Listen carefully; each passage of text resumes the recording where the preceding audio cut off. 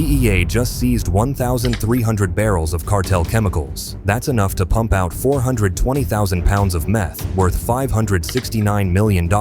It will take 24 18-wheelers to take these precursors to a storage facility in a safe location. This shipment was tracked all the way from Shanghai, China to Mexico, headed straight into the hands of the Sinaloa Cartel. The port of lading was Shanghai, China. The port of discharge, Mexico. Officials stood in front of the barrels in Houston and told reporters, I want you to have a visual of dead Americans instead of where those barrels are, because that's what would have happened. so how did federal agents pull off the biggest chemical seizure in U.S. history? And why are they calling this the beginning of the end for Sinaloa? Let's get to the bottom of it. Investigators say these cartels, they try to embed into our communities using that family facade while storing hundreds of pounds of drugs in just one of these apartments here, and then same scenario in Stone Mountain. New video shows red and blue lights flashing when a line of federal agents filled a quiet street in Stone Mountain and found 300 pounds of meth in the home next door. Wow.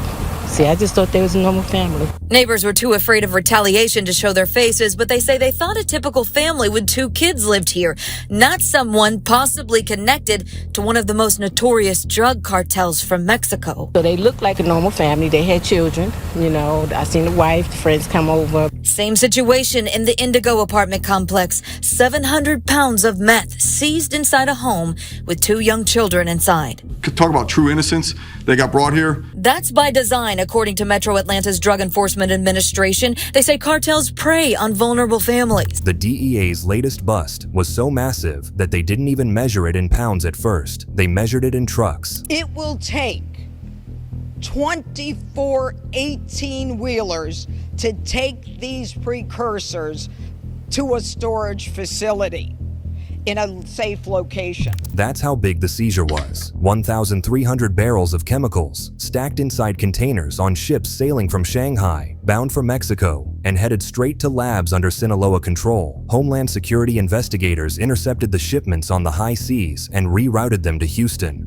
Every day, tons of chemicals that are used to create synthetic drugs like methamphetamine and fentanyl are shipped from China to Mexico in China's undeclared war against America and her citizens.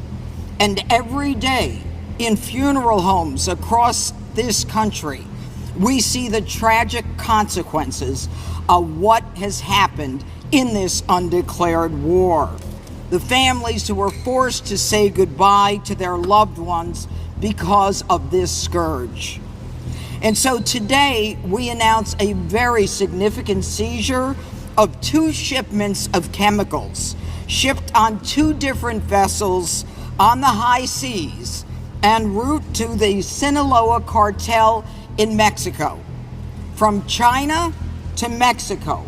The port of lading was Shanghai, China. The port of discharge, Mexico. On the pier, feds lined the barrels up like trophies, but as they measured the seizure, their stomachs turned. What am I talking about? I'm talking about 363,000 pounds of benzyl alcohol, along with 334,000 pounds of N-methyl formamide. That's exactly right. It's the largest haul of precursor chemicals ever. Now, those essentially are the raw materials used to create meth. But I want to give you guys a better idea of just how massive this bust was here. U.S. Attorney for D.C., Janine Pirro, tells me it took 24 big rigs to haul all of those substances from the Port of Houston to a federal warehouse. I want you to visualize that instead of these containers or these barrels, that you see American bodies, because that's what's happening in China's undeclared war against the United States, working with Mexico, the Sinaloa Cartel, a foreign terrorist organization that is producing these illegal drugs that are killing Americans on a daily basis. These are precursors that would have produced 420,000 pounds of meth. That's enough to flood every major U.S. city with cartel product. Street value in Houston alone, $569 million. In New York, even higher. And for the first time ever, this wasn't treated as a drug bust, but as a terrorism case. This marks the first time a seizure warrant was issued for the material support of terrorism. Because President Trump and Secretary of State Marco Rubio had already declared the Sinaloa Cartel a foreign terrorist organization, investigators had the green light to treat this like a war. That meant they could seize property overseas, hit suppliers before the chemicals even touched U.S. soil, and charge anyone involved with material support for terrorism. The same laws used against Al-Qaeda. The visuals were meant to shock. I want you to have a visual of dead Americans instead of where those barrels are. Federal agents told reporters to look down those barrels and imagine the funerals those chemicals would have caused if they had hit the market. The DEA warned the cartel was building out labs capable of producing a ton of meth a week, an industrial pipeline running on Chinese precursors, Mexican cooks, and American demand. Troubling global ties following a massive money laundering bust. Authorities connecting Mexico's infamous Sinaloa drug cartel to an underground Chinese banking group in Southern California. We have over $50 million in drug proceeds laundered through this investigation. Following a multi-year effort by U.S. officials, the Department of Justice announcing charges against 24 people accused of being connected to the cartel. The indictment that we announced today charges Mexican drug cartels and Chinese money laundering groups with partnering together to perpetuate a cycle of destruction in this country. The investigation, dubbed Operation Fortune Runner, uncovered how 45-year-old Edgar Joel Martinez Reyes allegedly ran the sophisticated network. Suspects, some of them Chinese, collected bags of cash from cartel associates in the Los Angeles area. That cash was then deposited into a Chinese bank controlled by a money laundering broker. Investigators say the broker then used that money to purchase goods in China, including precursor chemicals used to make both meth and fentanyl. And if they were already preparing to turn 24 semis worth of chemicals into meth, what else is Sinaloa building in secret? And how far is the DEA willing to go to stop it? The Houston barrels are now taken as proof that America's war on drugs has officially morphed into a war on terror. That's the language federal agents used when they explained why they were able to seize those chemicals before they ever touched Mexican soil. Federal officials say this takedown was made possible by the Trump administration's move to designate the cartel a foreign terror group from January. And that move gave prosecutors new authority to go after not just the drugs themselves, but the raw chemicals cartels use to make them. This marks the first time a seizure warrant was issued for the material support of terrorism. The ability to obtain the warrant for this was only possible because President Trump's executive order designating the Department of State to designate major drug cartels as foreign terrorist organizations. Operation Hydra, the Homeland Security playbook behind the bust, doesn't go after the drugs themselves. It goes after the chemicals. Instead of waiting for meth or fentanyl to hit U.S. streets, Hydra targets the supply chain before the product even exists. It's a strategy that's way more aggressive, and it only works because the Sinaloa Cartel now carries a terrorist label. Officials are blunt about what that means. The Sinaloa Cartel is one of the most violent and brutal terrorist organizations in the world. Describing it as a criminal group feels like an understatement now. Feds say Sinaloa operates like ISIS or Hezbollah, running global logistics, using violence as policy, and weaponizing addiction as a tool of mass destruction. They have produced and distributed record amounts of drugs worldwide and are responsible for countless deaths, devastation, and destruction of communities in the United States and abroad. The MDMA that we saw on the streets 2, 3, 4, 5 years ago is very different than what we're seeing today because it's actually methamphetamine laced with fentanyl. This bust was 3 years in the making, and officials say was carried out in 3 Washington Heights apartments on Wadsworth and Audubon Avenues. The DEA says trap doors were built into the apartment walls to conceal the stash, nestled between unsuspecting neighbors. There, agents also seized an industrial-scale pill press machine, Pressing hundreds of thousands of pills for distribution throughout the New York City area, but throughout the Northeast. Last year, half of all pills that the DEA seized contained lethal doses of fentanyl. The ingredients in which they're using come from mostly China, and oftentimes it's going through Mexico and into the United States. Yeah, and abroad.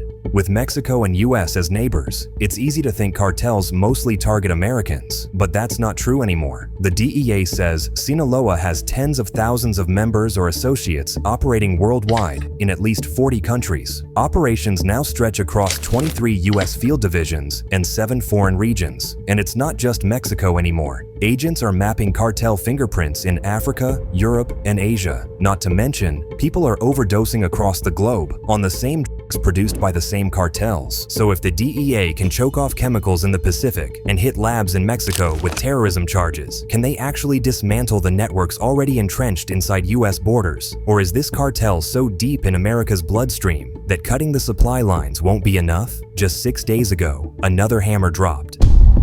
This time not at sea, but in the heart of the Midwest. First on Fox, dozens of people are indicted in southern Illinois, accused of participating in a drug pipeline for the cartel. Federal prosecutors in Illinois unveiled a massive indictment against 26 people accused of building a pipeline for the Sinaloa Cartel straight into southern Illinois. The numbers alone were shocking. 800 pounds of fentanyl, 150 pounds of meth, and 100 pounds of cocaine, all off the streets. Authorities say it's enough fentanyl to kill 200 million people. That's right, 200 million lethal doses. A stash so deadly that the Attorney General herself stepped in to frame this as more than just a drug case. Today's indictment is a significant blow against this terrorist organization's infrastructure. The charges weren't just for drugs. They included conspiracy, distribution, and narco-terrorism, a label that only exists because of Trump's designation of Sinaloa as a foreign terrorist organization. It allowed prosecutors to not only target the traffickers, but also trace the money laundering, the shell companies, and the American distribution hubs that kept the pipeline flowing. Federal law enforcement officials tell NBC News one of the most dangerous Mexican drug cartels, Sinaloa, once run by the notorious El Chapo, now in part by his sons, is targeting Blackfeet and the state's 6 other reservations with a steady flow of drugs, including fentanyl. What brought you up here? This is a rare glimpse into that trade. A Sinaloa cartel member pulled over by police on one of the reservations during one of his many trips on Mexico. Are you from around here? Or where you got a passport? Mexico. Mexico? Mexico, yeah. Ultimately, he and 2 other Sinaloa cartel members were convicted of bringing drugs and cash into Montana, resulting in one of the biggest drug busts in the state's history. He was sentenced to 8 years in prison. Agents say the investigation began back in 2021 with a bust in O'Fallon, Illinois. They didn't stop there, though. Over 4 years, they followed the trail back to Mexican sources of supply, connecting U.S. street dealers directly to Sinaloa bosses. And so by attacking their drug distribution networks and the money laundering charges that we've brought and attacking the finances, you're really hitting at the core of their power structure. Out of the 26 charged, 15 are already in custody, while others remain fugitives in Mexico and beyond. The narco-terrorism charge is especially lethal in court. It carries potential life sentences and treats cartel associates the same way America treats terrorists plotting mass casualties. The goal, prosecutors say, is to dismantle the infrastructure rather than just grab the low-level dealers. But as investigators build cases in courtrooms and seize assets through financial forensics, there's another battlefield opening up in real time: the streets. And that's where Houston just became ground zero just this week. More than a dozen people were rounded up in a drug bust operation in Laurel County. The Drug Interdiction Task Force arrested 17 people following a several months-long investigation. Many of those arrested face drug trafficking and possession charges.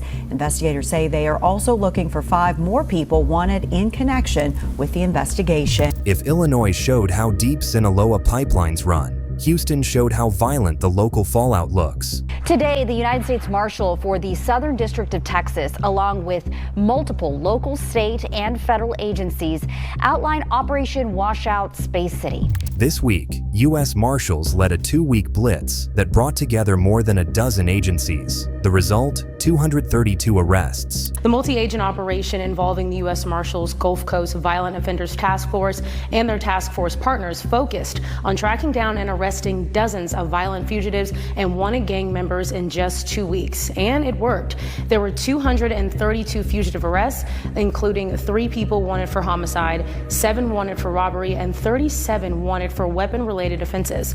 32 confirmed gang members were among those arrested. Now, officers seized 93 firearms and over 3,500 kilograms of drugs and nearly $70,000 in cash.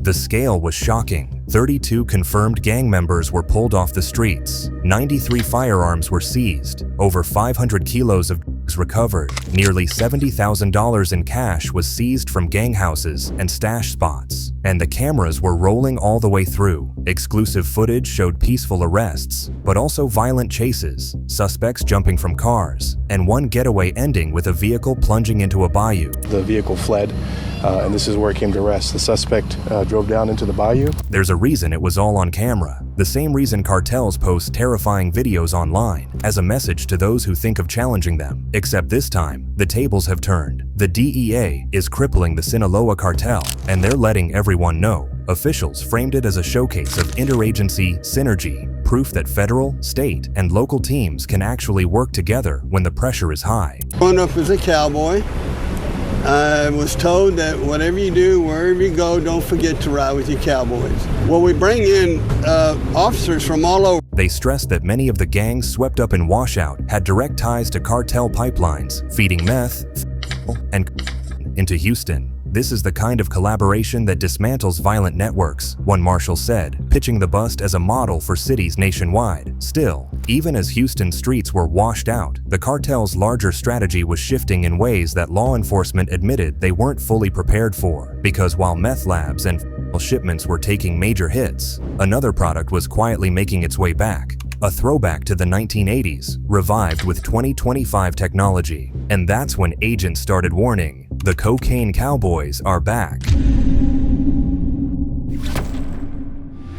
As Houston was reeling from washout, another crisis was breaking wide open across South Texas. State troopers and local cops started reporting a surge of cocaine, not in a single bust, but everywhere at once. Highway stops, riverbanks, even hidden compartments under pickup trucks in neighborhoods just north of the Rio Grande. Starr County, DPS troopers spotted 4 men in camouflage crossing the Rio Grande. They dropped their backpacks and took off back into Mexico. Texas troopers soon seized 69 pounds of cocaine, worth more than $2.2 million, and the seizures stacked up fast. Webb County officers pulled 25 pounds out of a Dodge Challenger. New Braunfels police cracked open a floorboard and pulled 44 pounds worth $1 million.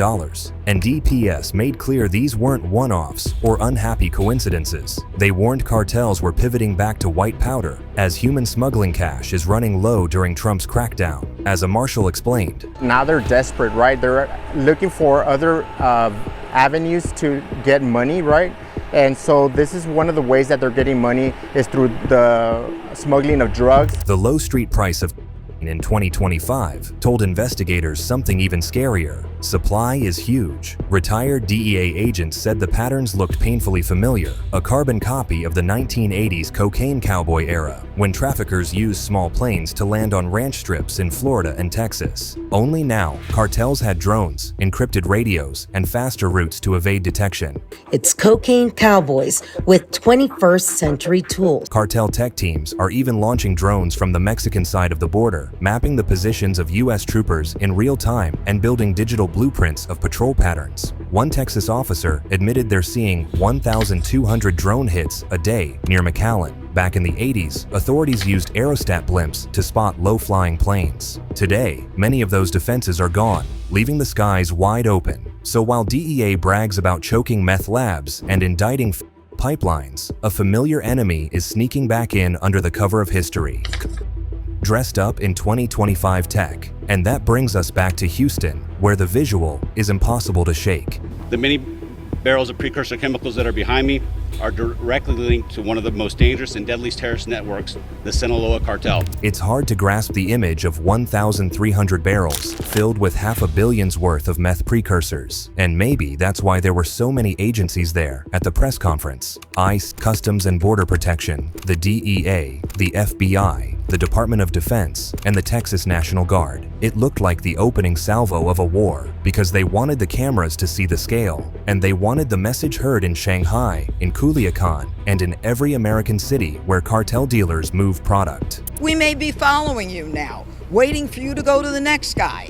We may be watching you and not ready to take you down. So don't risk it, because you're going to jail. That was the warning to every chemical vendor cutting side deals, every middleman pretending not to know who the buyer really is, and every driver willing to risk one run for quick cash. The message was clear. The consequences are tougher now. If you're tied to the Sinaloa Cartel, you're supporting terrorism, and the full weight of the US government, from spy planes to federal courts, is coming for you. Officials framed it as the beginning of the end for the cartel, a turning point where global coordination, military assets, and terrorism laws might finally strangle the Sinaloa network. So I think the key to it is, not only is it the largest seizure in the history of US law enforcement, but this just shows that we were able to stop a threat before it actually came on to US soil. But history says otherwise. For every pipeline cut, another is rebuilt. For every lab shut down, another pops up deeper underground. The cocaine cowboys are proof that the Los Chapitos' cartel is adapting as fast as it's crumbling under the DEA's force. So the final question lingers. Is this really the end of Sinaloa's empire, or just the start of a new chapter in a war America can't finish? Please feel free to share your thoughts with us in the comments below, and don't forget to subscribe to our channel for more in-depth videos like this. Meanwhile, click on any of the cards on your screen right now to watch more of our videos.